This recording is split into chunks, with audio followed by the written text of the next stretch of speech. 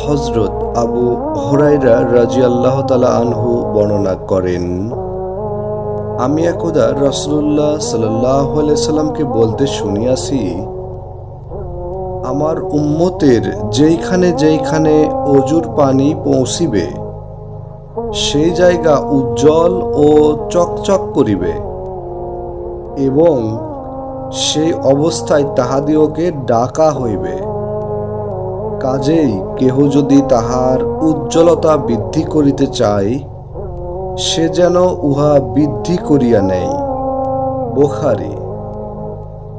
অর্থাৎ এইরকম যত্নের সহিত অজু করা উচিত, যাহাতে অজুর সময়ে ধোয়া কর্তব্য এইরকম অঙ্গ শুকনা না থাকে। ভিডিওটি ভালো লাগলে অবশ্যই লাইক, শেয়ার, কমেন্ট করবেন এবং নতুন নতুন ভিডিও পাওয়ার জন্য সাবস্ক্রাইব করে পাশে থাকবেন।